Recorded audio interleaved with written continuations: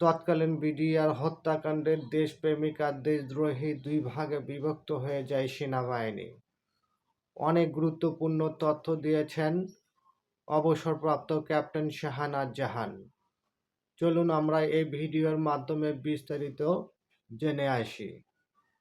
আমি ক্যাপ্টেন শাহানাজ জাহান, রিটায়ার্ড।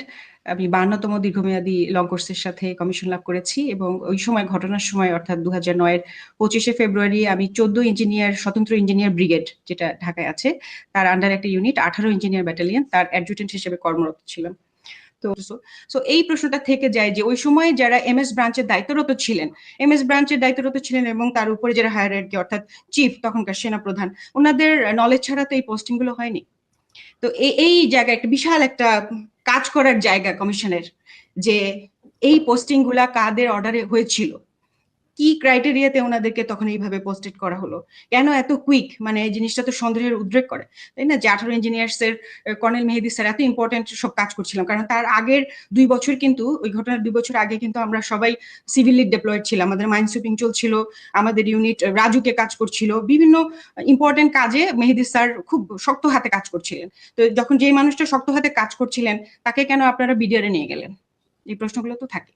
তো সেই জিনিসটা আমি কভার করেছিলাম এবং সেই দিন সারাদিন আমাদেরকে যেতে দেওয়া হলো না। এমআইএসটি থেকে সব অফিসাররা, আমি যেহেতু ইঞ্জিনিয়ার্স ব্যাটালিয়নের, ইঞ্জিনিয়ার্সের সব অফিসারদেরকেই বাধ্যতামূলকভাবে এমআইএসটির অর্থাৎ মিলিটারিতে সিভিল ইঞ্জিনিয়ারিং করতে হয়।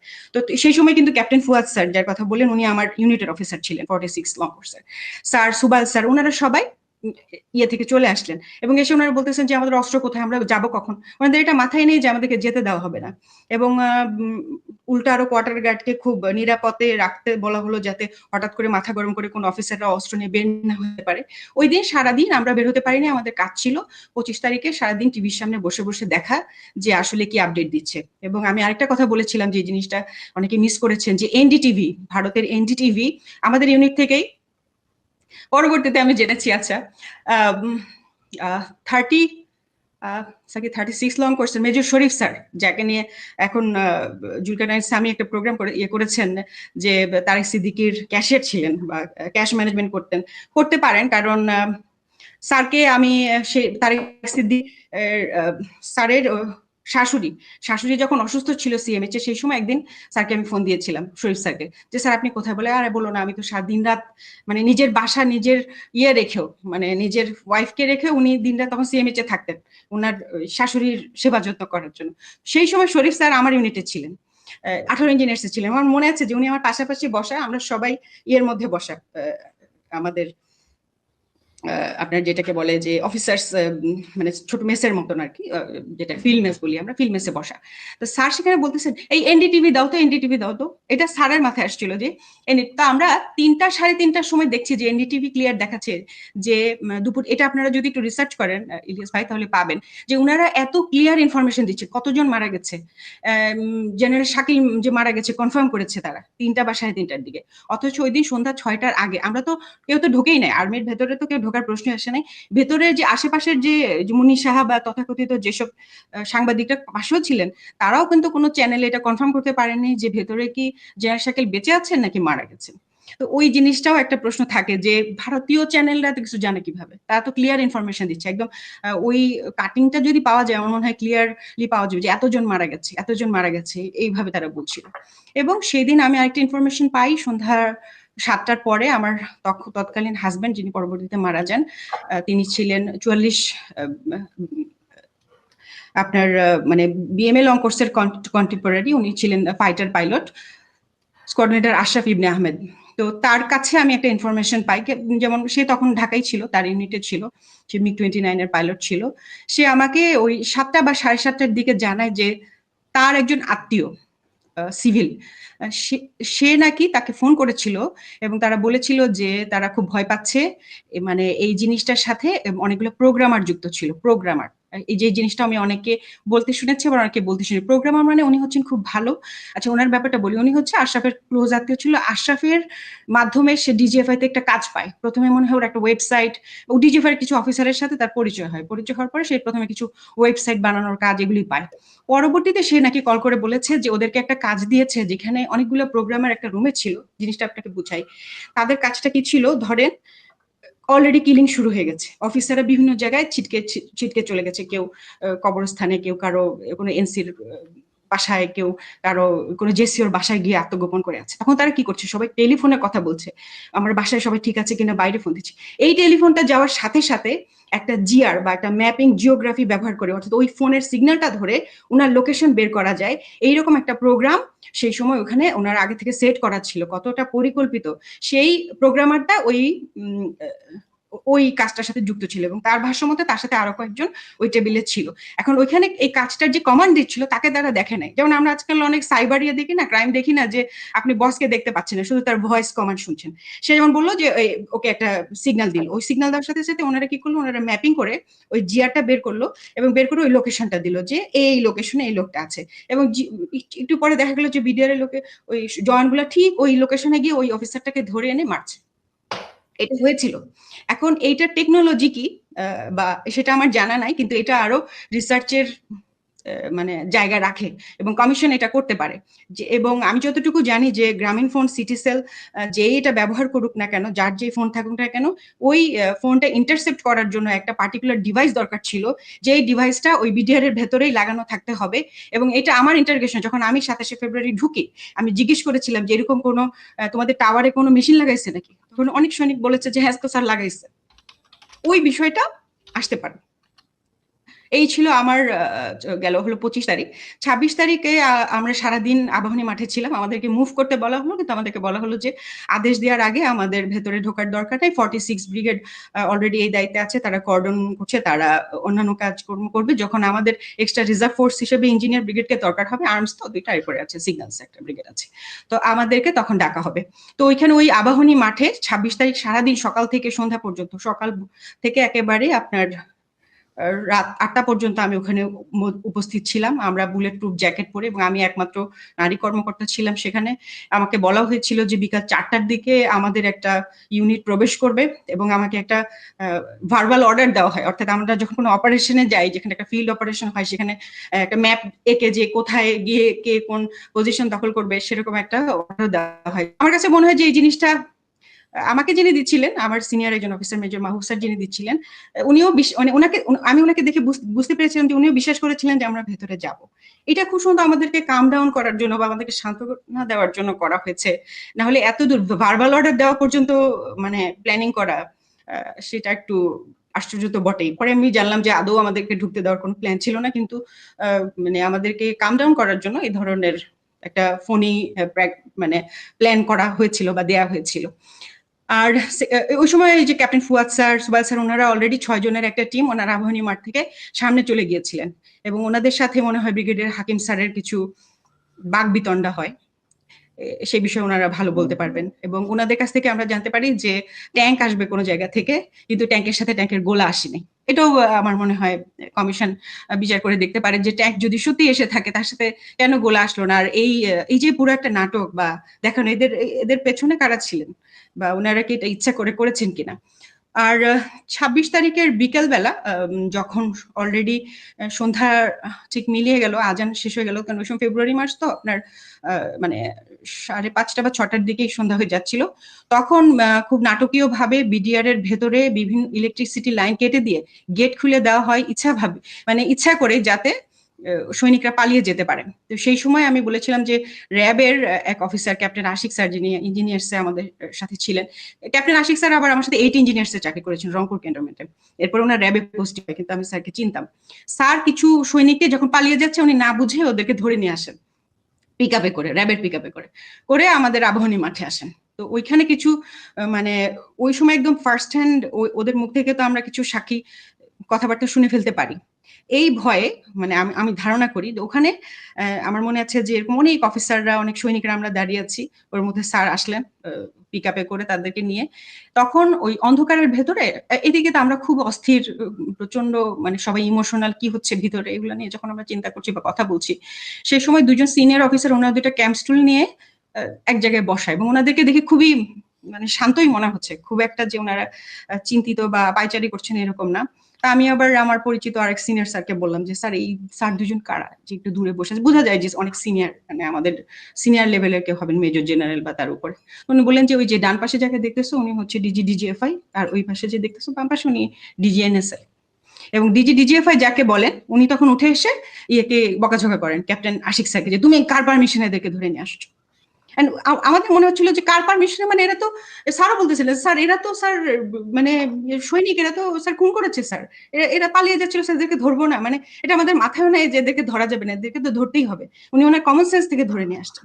তখন উনি উল্টা বিরক্ত হলেন, ওনার সাথে অনেক ধমকাধমকি করলেন এবং আমাকে দায়িত্ব দেওয়া হয়েছিল যে এই সৈনিকদের ব্যাগ এবং বডি সার্চ করে ওনাদেরকে পুলিশে হস্তান্তর করে দেওয়ার জন্য। তো পুলিশের কিছু না, এখন আমার মনে হয় যে পুলিশ কি করবে, আর্মির কেস, আর্মিতে তারা ইয়ে করতে পারে, মানে পুলিশের একটা ভ্যান ডেকে আনা হলো, ওই যে যেগুলো যে বাস যেগুলো আর কি, ওদের যে ব্লু বাসগুলো থাকে, প্রিজন বাসগুলো, ওই বাসে তাদেরকে এখান থেকে হস্তান্তর করা হবে। তো যখন ওদের ব্যাগ সার্চ করছিলাম তখন আমি অনেক লুটের শাড়ি এবং জুয়েলারি দেখেছিলাম, সে যে কথাটা সাথে মিলে, এবং আমি একটা দুইটা সৈনিকের সাথে পাশাপাশি কাছাকাছি কথা বলেছি যে তোমরা কি আসলেই মারছো, তোমরা কি ওখানে ডেড বডি দেখছো? তখন সে বলছে হ্যাঁ স্যার অনেক লাশ, রোমে রোমে লাশ স্যার, রোমে রোমে রাইখা তালা দিয়ে আসছি স্যার। এবং ওর চোখটা, একটা ছেলেই শুধু ওইভাবে কথা বলতেছিল, ওর চোখটা এত মানে ঠান্ডা এবং মানে লাল হয়েছিল যে আসলে মনে হচ্ছিল যে খুব গায়ে কাটা দেওয়ার মতন অবস্থা আর কি। আর আরো দুই তিনটা সৈনিক দেখলাম তেমন কিছু জানে না, বলছে স্যার আমরা কিছু জানি না স্যার, আমাদেরকে ভয় দেখাইছে স্যার, আমাদেরকে যেভাবে বলছে আমরা সেরকম করছি। তো বুঝলাম যে কিছু কিছু দুই একটা আছে ওরা এগুলা ডাইরেক্ট কিলিং করেছে বা ওই পরিকল্পনার সাথে ছিল, ম্যাক্সিমামই আসলে ওরা জানেই না যে ওরা কিসের মধ্যে পড়েছে, এরকম একটা অবস্থা আর কি। এই গেল আমার দুটা কথা। যদি আমি 26 তারিখ ধরি, একটা হচ্ছে যে ডিজিএফআই কেন আমাদেরকে বাধা দিলেন, উল্টা আর আমাদের সাথে রাগ করলেন যে কেন তোমরা পলাতক এদেরকে ধরে নিয়ে আসলে, তাদের তো পালিয়ে যেতে দেওয়া হচ্ছিল অন্ধকার করে, লাইন কেটে যে তাদেরকে পালিয়ে যেতে দেওয়া হচ্ছিল, এই বিষয়টা অবশ্যই ওই সময় সমস্ত পত্র পত্রিকায় এসেছিল। আর 3 নাম্বার হচ্ছে যে এই যে এরা যে মানে বললো যে এরা ঠিক জানে না কে তাদের কমান্ড করছে, এই যে জিনিসটা সবার মুখ ঢাকা ছিল, সো কে কাকে কমান্ড করছে এটা তো চেহারা, যেমন আপনার আমার সৈনিক কিন্তু সবাই সবাইকে চিনে, একটা ইউনিটের আমি সবাইকে চিনি যে আমি আমাকে অমুক স্যার এটা বলেছে। একে তো ওখানে হচ্ছে প্যারেড উপলক্ষে বিভিন্ন ইউনিটের সৈনিকরা এসেছিল, সবার মুখ ছিল বাধা, এই জন্য ওরা জানতো না যে কার কমান্ডে তারা কাজ করছে। এবং 27 তারিখে আমি সার্চ এন্ড রেস্কিউ অপারেশনের অংশ হিসেবে আমাকে ভেতরে পাঠানো হয়, যেখানে আমি মেজর মাহবুব স্যারের নেতৃত্বে একটা টিম নিয়ে সার্চ এন্ড রেস্কিউ অপারেশন করি, যেখানে আমার সবচেয়ে গুরুত্বপূর্ণ যে সাক্ষী সেটা হচ্ছে যে আমি অন্য কোনো দেশের আমি জানি না বা অন্য কোনো বাহিনীর মানে অস্ত্রের ব্যবহৃত সিলিং পেয়েছিলাম 27 তারিখ সকালবেলা। এবং 2 নাম্বার হচ্ছে যে আমাদেরকে জানানো হয় যে ওখানে সিআইডি কেন টেক ওভার করবে, যে আর্মির একটা বিডিআর আর্মি তো একই কাছাকাছি ধরনের ফোর্স, এই ধরনের এগুলো আপনার কোর্ট অফ ইনকোয়ারি গুলো তো সিআইডি করার কথা না। তো সিআইডির প্রধান আব্দুল কাহার আকন্দকে বানিয়ে সেই সময় অফিসার্স মেসের নিচে একটা খোলা হয়, একটা সেল খোলা হয়, এবং আমাদেরকে বলা হয় যে সার্চ এন্ড রেস্কিউ অপারেশনের কোনো কিছু সন্দেহজনক অথবা কোনো আলামত পাওয়া গেলে এই বিষয়গুলো সিআইডি কে জানানোর জন্য। এবং আমি নিজে দেখেছি যে প্রথম যে আলামতটা আমি পাই, যেটা ছিল কিনা একটা সৈনিকের বাসায় এক জায়গায় কিছু ব্লাড ছিল, আমি বলেছিলাম যে একটা মানুষকে টেনে হিচড়ে নিয়ে যে গেলে যে এরকম একটা অবস্থা তৈরি হয়, সেটা যখন আমি তাদেরকে জানাই, তারা ইন্টেনশনালি কোনো রকম ছবি না তুলে এবং কোনো রকম প্রমাণ না রেখে ওটাকে মুছে ফেলেছিল, মপিং করে মুছে ফেলেছিল। ওইটা আমার নিজের চোখে দেখা। প্রথম থেকে তাদের কাজ ছিল কিছু ওদেরকে বললে ওরা মুছে ফেলতেছে। ওরা আগুন, আমি এরপরে যে এক জায়গায় আগুনে ওনাকে মনে হয় পুরানো হয়েছে কোন একটা অফিসারকে, ওনার মানে আপনার জুতার টুকরা, পোড়া পোড়া কাপড়ের টুকরা, এগুলো একটা মানে আমাদের দিয়ে যে ইঞ্জিনিয়ার্স এর কিন্তু এক্সকেভেটর থাকে, আমাদের একটা এক্সকেভেটর নিয়ে যাওয়া হয়েছিল, ওইটা দিয়ে ওরা খুঁড়ে বের করছিল। তো আমি যখন ওনাকে বলছি ওটা ওরা মানে গায়েব করে দিচ্ছে, এবং আপনি কোনো রিপোর্টে কোথাও এগুলি পাবেন না। তো তাহলে কি আমি ধরে নিব যে আব্দুল কাহার আকন্দ সবকিছু জেনেই শুরু থেকে আলামত ধ্বংস করেছিল? এবং কনক স্যারের প্রোগ্রামে যেদিন আমি এই কথাটা বলি ওই দিন উনি বাংলাদেশে ছিলেন, ওই দিন রাতে উনি পালিয়েছেন। ওই দিন রাতে উনি যখন এয়ারপোর্টে গিয়েছেন, ওনার নামটা যখন আমি বলি, সেই দিন রাত্রেবেলা কিন্তু কনক ভাই ফোন দিয়েছিলেন এয়ারপোর্টে, এবং এয়ারপোর্ট ইমিগ্রেশন পুলিশ আমতা আমতা করলো এবং এই কথার মাঝখানে উনি পালিয়ে চলে গেলেন। এটা আরো পরিষ্কার যে আমি যেদিন বললাম ওনার নামটা সেদিন রাতে উনি পালিয়ে গেলেন। এই লোকটা সবকিছু জানে শুরু থেকে শেষ পর্যন্ত, এবং আমার আশা থাকবে যে কমিশন এই সমস্ত লোককে বিদেশ থেকে তলব করবে, যাকে দরকার, ইন্টারপোল অথবা যাকে দরকার তাকে দিয়ে তাকে নিয়ে আসবে। এবং এরপরে হচ্ছে যে আমরা আমাদের টিমটা নিয়ে যেখানে পিলখানায় মূল হত্যাকাণ্ড হয়, অর্থাৎ প্রথমে যখন মেজর জেনারেল শাকিল স্যার এবং তার অফিসাররা যখন বের হন, তখন কিন্তু 6 জনের একটা দল, যেটা আমরা বিভিন্ন এতে শুনেছি, যাদের মুখ কেউ দেখেনি, হেলমেট দেওয়া, তারা কিন্তু গুলি করেছিল। যে জায়গাটাতে ওনাদের মেইন কিলিংটা হয়েছে একেবারে সকাল 9টা 10-এ, ওইটার কাছেই আমি অনেক পরে চিন্তা করেছি যে ওইখানে কেন ওরা অস্ত্রটা ফেলে গেল। আসলে কাজ করতে গেলে ভুল হয়, একদম সব মাস্টার যারা তাদেরও ভুল হয়। ওইখানে একটা অস্ত্র ছিল যেটা তখনও হাফ লোডেড ছিল, 15টা বা 16টা ইয়ে তখনও ভেতরে ছিল 30টা রাউন্ডের মধ্যে। এটা আমার একটা সৈনিক পেয়েছে, ও দৌড় দিয়ে এরকম গিয়েছে যে স্যার এটা কি, স্যার এখানে একটা অস্ত্র পড়ে আছে, মানে ওটা একটা সাইডে আপনার বারান্দাটা, তো বারান্দাটার যে এটা আমার ভিডিওতে আছে। সৌভাগ্যক্রমে সেখানে এনটিভির একটা দল, তারা বিভিন্ন জায়গায় ছুটে ছুটে ছুটে বেড়াচ্ছিল, বিভিন্ন অফিসে, আপনি এখানে কি করছেন, আপনি এখানে কি দেখলেন, এরকম ওরা রিপোর্ট করছিল। তো ওই সময় একটা টিম, ওই যখন আমি অস্ত্রটা হাতে নিয়েছি তখন ওরা এসে উপস্থিত হয়, আমি দেখিও নেই যে ওরা আমার ভিডিও করছে। তো ওরা একজন এসে বললেন যে আপা আপনার হাতে এটা কি, আপনি এটা কি দেখতে পাচ্ছেন। তখনই আমি হাতে অস্ত্রটা নিয়ে একদম বিস্ময়ে হতবাক হয়ে গেলাম, কারণ ওই যে সিলিংটা লাগানো ছিল, এই লিঙ্কটা আমাদের বাংলাদেশ আর্মির না, এবং বাংলাদেশ মানে বিডিআর এরও না। বিডিআর আর্মি একই অস্ত্র ব্যবহার করে, 7.62 মিলিমিটার রাইফেল 56। আমাদের ওটা যে সিলিং এর চিকন যে সিলিংটা থাকে, ওটা দুইটা সিলিং লাগানো, দুইটা জায়গা থাকে, সব স্যাররা বলতে পারবেন। তো আমি বলেছি যে আমাদের ট্রেনিংটা এরকম যে কেউ যদি ঘুম থেকে উঠেও তার হাতে আপনি একটা সিলিং দেন, ওকে তো জায়গা মতো সিলিং লাগাবে। কিন্তু ওইটা সিলিংটা ছিল মুখের মধ্যে জঙ্গিদের মতো বাঁধা। আপনি একটা ওড়না দিলেন বা আপনি একটা যে গামছা দিয়ে মুখ বেঁধে একটা নিয়ে আপনি সিলিং বানালেন, এটা হচ্ছে আপনার কি বলবো সিভিল জঙ্গি বা সন্ত্রাসীদের কাজকর্ম।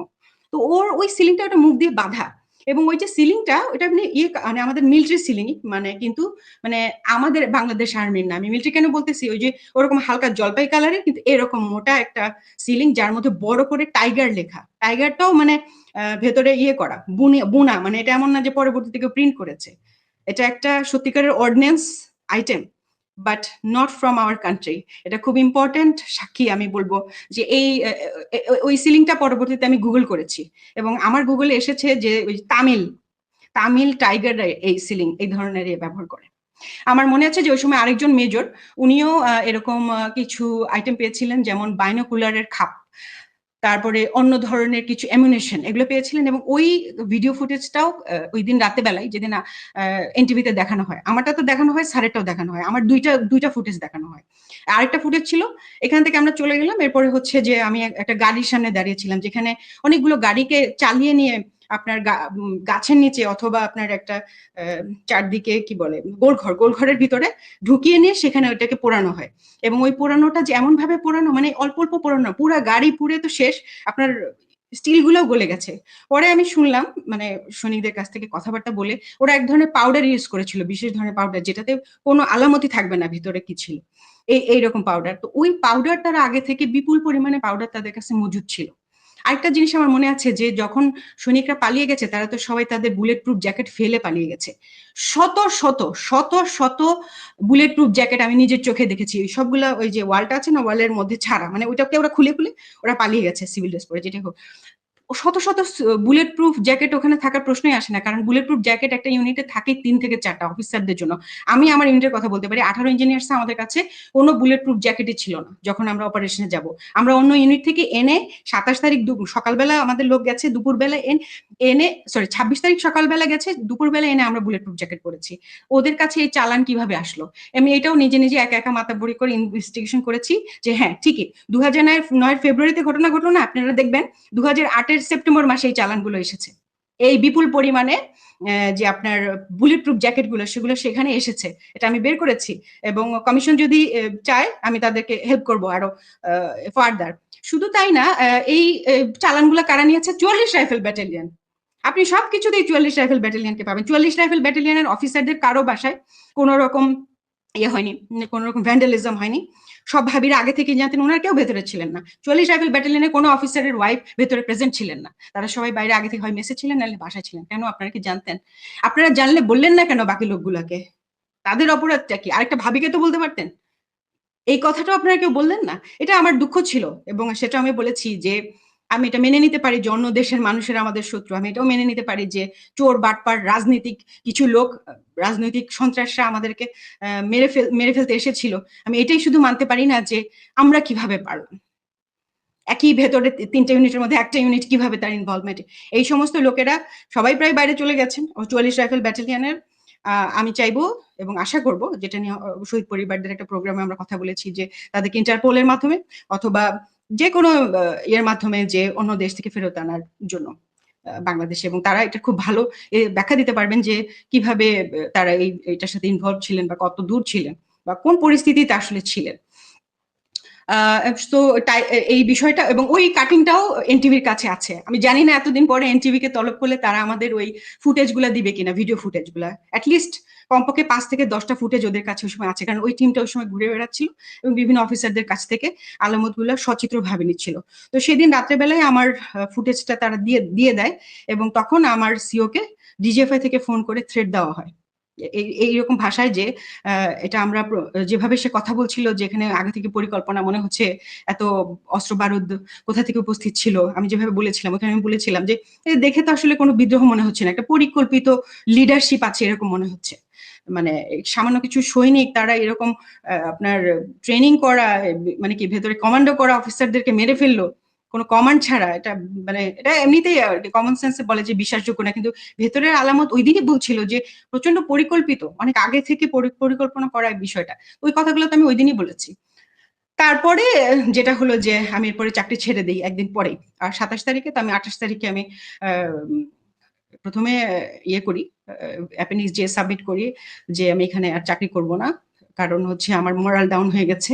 এখানে বাংলাদেশের মতো আর্মির ভেতর, ঢাকার ভেতরে কিভাবে এই ঘটনা ঘটলো, কেউ কোনো প্রশ্নের উত্তর দিচ্ছে না আমি যেখানে। এবং আমাকে যখন থ্রেড দেওয়া হলো আমাদেরই প্রতিষ্ঠান থেকে, তখন আমি বুঝে গেলাম যে আসলে এখানে কি হয়েছে। উপরে যে আমি জিজ্ঞেস করছি, তারপরে আমাকে যখন পরবর্তীতে এমএস ইয়ে করলেন, নিজে কল করলেন, তখন আমি স্যারকে বললাম যে স্যার আমাকে স্যারকে বললাম না, তার আগে যে আমি বলেছিলাম যে জামিউল স্যার ছিলেন আমাদের ইঞ্জিনিয়ার্স এর তখন এমএস ব্রাঞ্চে, তখন আমি স্যারকে প্রশ্ন করেছিলাম যে স্যার এই যে পোস্টিং গুলো হলো, আপনি তো নিজেই পোস্টিং গুলোর সাথে যুক্ত ছিলেন, আপনি কি আমাকে বলতে পারেন যে 57 জন অফিসারকে কেন আপনারা গত 3 মাসে একসাথে পোস্টেড করলেন? আপনারা কি জানতেন স্যার এখানে ওনাদেরকে মেরে ফেলা হবে? উনি উনি আমার ফোন, মানে ওনার যে রিয়াকশনটা ছিল, ধরেন আমার কি হবে যে না তো এরকম কিছু না, আমরা হঠাৎ করে শুনলে কি হয়, হি ওয়াজ লাইক তুমি ফোনে এসব কি আলোচনা করতেছো, so secret thing I have asked him. So উনি আমার ফোনের লাইনটা কেটে দিয়ে আবার অন্য লাইন থেকে কল করেছেন, টিএনডি তে কল করেছেন, যেটা আর্মির লাইন আর কি। সেটাতে উনি বললেন যেটা অনেক সিনিয়র হাই লেভেলের বিষয়, যেটা আমরা জানি হাই লেভেলের বিষয়টা, প্রাইম মিনিস্টার নিজে যুক্ত ছিলেন, ইন্ডিয়া প্রেজেন্ট ছিল। এগুলাতে আমি কর্নেল মোস্তাফিজ স্যারের প্রোগ্রামে দেখলাম ইন্ডিয়া তার ফোর্স নিয়ে বিভিন্ন পয়েন্টে পয়েন্টে কিন্তু উপস্থিত ছিল, এবং ইন্ডিয়ান ফোর্স নিজেই সেটা তার ইয়েতে ওয়েবসাইটে প্রকাশ করেছে, যেটা মোস্তাফিজ ভাই স্যার একটা ইয়েতে বলেছেন। সো ওইটা হচ্ছে হাই লেভেলের বিষয়, যেটা আমরা কেউ জানতাম না। এবং পরবর্তীতে আমি যখন চলে যাওয়ার জন্য রিকোয়েস্ট করি, এমএস আমাকে বলেন যে তোমাকে এসএসএফ এ পোস্টিং দিচ্ছি। এসএসএফ আমার পোস্টিংও হয়, কিন্তু এসএসএফ পোস্টিং হওয়া মানে শেখ হাসিনাকে প্রোটেকশন দেওয়া, যেটা আমি অবশ্যই করব না। এবং সেই কারণে পরবর্তীতে আমি সব কোন রকম সুযোগ সুবিধা ছাড়াই যাতে তাড়াতাড়ি বের হতে পারি, সেই কারণে, যার কারণে আমি জানতাম যে ওনারা আমাকে ছাড়বেন না সহজে, ভেতরে রেখেই টর্চার করার চেষ্টা করবেন। এবং ওনারা বলেছেন যে আমি যেহেতু আমার অ্যাপেন্ডিক্স যেতে লিখেছি যে আমি হাইলি ডিমোরালাইজড, এবং আমি মনে করি না যে ভবিষ্যতে বাংলাদেশ আর্মি আমাকে প্রোটেক্ট করতে পারবে যদি এই ধরনের অ্যাটেম্পট আবার হয়। এটা তারা পারবে না বিধায় আমি চলে যাচ্ছি। ওই আমার ওই ধরনের স্টেটমেন্টের জন্য আমাকে বলা হয় প্রধানমন্ত্রীর দপ্তর থেকে যাতে আমি আমার কথা চেঞ্জ করি এবং অন্য ইয়েতে যাওয়ার চেষ্টা করি। মানে তারা তাদের যেটা আর কি আর্মির যেটা সুযোগ সুবিধা বা ফেসিলিটি, সেটা নিয়ে আমি যেতে পারবো না। So I just give up, দরকার নেই। আমি আমার অ্যাপেন্ডিক্সকে দিয়ে আমি কমিশন সমর্পণ করে বের হয়ে আসি। আচ্ছা, শাহনাজ ম্যাডাম, আপনাকে যে শেষে বলা হলো যে আপনি আপনার বক্তব্য পরিবর্তন করতে হবে, এটা কি প্রধানমন্ত্রী কার্যালয় থেকে? এটার একটা ক্রনোলজি ছিল, সেটা হচ্ছে যে আমরা যে অ্যাপেন্ডিক্স যেটা সাবমিট করি, এটা তো প্রথমে মানে অ্যাডজুটেন্ট হিসেবে, খুব জুনিয়র হিসেবে আমি আমার অ্যাপ্লিকেশন করার পর এটা আমার সিওর কাছে যাবে, কমান্ডিং অফিসারের কাছে যাবে, তারপরে যাবে ব্রিগেড কমান্ডারের কাছে, তারপরে এটা উপরে যাবে। তো আমার কমান্ডিং অফিসার ওটা দেখেছেন, উনি ভেবেছিলেন যে এটা দেওয়া হবে না, কিন্তু উনি কিন্তু অ্যাপ্রুভ করেছেন, মানে ওটার উপরে লিখেছেন ঠিক আছে যেটা আছে সেটা। প্রথম আমাকে ব্রিগেডের ওয়াহিদ সাহেব, যার কথা বলছিলাম, যিনি আমাদের বাধা দিচ্ছিলেন ইউনিটে, ওনার কাছ থেকে প্রথম বাধা আসে। উনি প্রথমে বলেন যে এটা চেঞ্জ করার জন্য শাহনাজকে বলো, মানে উনি আমার সিও কে বলেন। এবং উনি আমাকে একটা ইন্টারভিউতেও ডাকেন, মানে আমাকে বুঝানোর জন্য যে আমি যাতে আর্মিতে থাকি, কারণ এটার জন্য ওনাকে উত্তর দিতে হবে যে তোমার অফিসার কেন চলে যাচ্ছে। তো তখন আমি ওনাকেও প্রশ্ন করেছিলাম যে আপনি কি আমাকে উত্তর দিতে পারেন যে আপনি কেন একটু ইমোশনাল হলেন না, আপনার কোর্সমেটরা মারা গেল, আমরা যেখানে কান্নাকাটি করছি। তো উনি এটার উত্তর দিতে পারেননি। তারপরে আমাকে বললেন এখান থেকে যায় তুমি কি করবা, বাইরে গিয়ে কি চাকরি করবা তুমি, বেশি হইলে একটা বাচ্চার মা হবা, এই খুব মানে মানে শ্লেষমাপূর্ণ ভাষায় উনি আমার সাথে এগুলো বলেছিলেন। তো আমি তখন বললাম স্যার প্রয়োজনে তাই করবো, এখানে বসে ক্রাইম করে, এটা তো ক্রাইম হচ্ছে স্যার, এখানে থেকে আমরা ভেতরে থেকে ব্রাদার অফিসারদের মেরে ফেলতেছি, সেটা করবো না। এবং আপনি যদি আমাকে না ছাড়েন আপনি আমাকে স্যালুট দিতে দেখবেন না, আপনাকে স্যালুট দিব না, এই কথা বলেছিলাম। এটাতে স্যার স্বাভাবিকভাবে রাগ করেছিলেন, কিন্তু উনি এটা ফরওয়ার্ড করেছিলেন আমার, যেহেতু আমি চেঞ্জ করি নাই আমার স্টেটমেন্ট, এবং এগুলাই লিখেছি আমি সব। আমি এমনকি এটাও লিখেছিলাম যে মেজর জেনারেল, আমি জানি না আমার ফার্স্ট ইয়ারটার কপিটা কোথাও আছে কিনা, মেজর জেনারেল শাকির স্যারের বাসায় যে একজন প্রেগনেন্ট মহিলাকে পাথর দিয়ে হত্যা করা হয়েছিল, মেজর ডেলোর স্যারের ওয়াইফকে, তো ওই বিষয়টার মানে আমাকে খুব বেশি আসলে ট্রমাটাইজড করে দেয়, যে যেখানে আর্মির ভিতরে একটা ইউনিটের ভিতরে একজন তার প্রধানের বাসায় তার একটা গেস্টের ওয়াইফকে এভাবে মেরে ফেলা হয়, মানে এটা দেখার পরে আমার সমস্ত বিশ্বাস উঠে গেছে। এই কথাটা আমি মেনশন করেছি যে আমাকে আর্মি কোনোদিন প্রোটেকশন দিতে পারবে না যদি আমার ইউনিটের ভিতরে এরকম কিছু। আপনি দেশ ছাড়েন কতদিন পরে?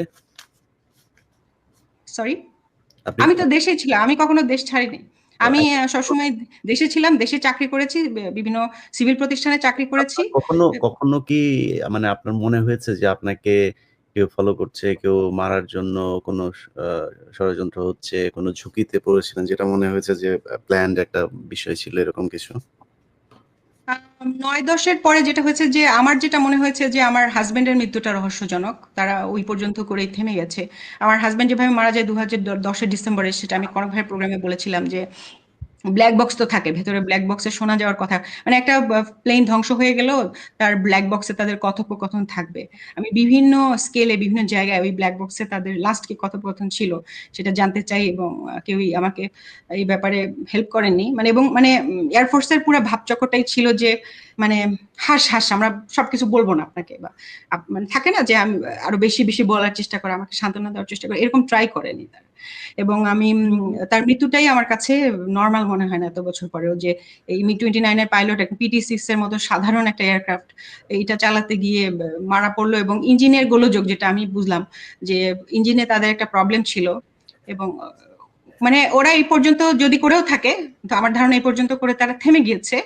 এবং এরপরে যেটা হয়েছে যে আমি যদিও দেশে ছিলাম না, কিন্তু আমি বিভিন্ন সময় বিভিন্ন দেশে বেড়াতে গেছি, এবং ওগুলো আমি ফেসবুকে পোস্ট করতাম। তো অনেকের ধারণা হতো যে আমার ইভেন আমার কোর্সমেট বলি বা সিনিয়র বলি বা আশেপাশে কোর্সের যারা মানে যারা আসলে আমাকে খেয়াল করতো যে আমি কখন কোথায় যাচ্ছি, তারা ভাবতো যে আমি বাইরে আছি।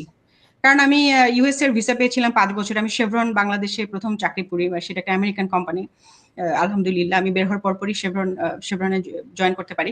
তো সেই সময় আমেরিকান কোম্পানিতে কাজ করার সুবাদে তারা আমাকে 5 বছর ভিসা দিয়েছিল, আমি আমেরিকায় কয়েকবার বেড়াতেও গিয়েছিলাম। তো যখন আমি আমেরিকায় গিয়ে বিভিন্ন ছবি দিয়েছি, অনেকের ধারণা হয়েছে যে আমি মনে হয় আমেরিকায় চলে গেছি।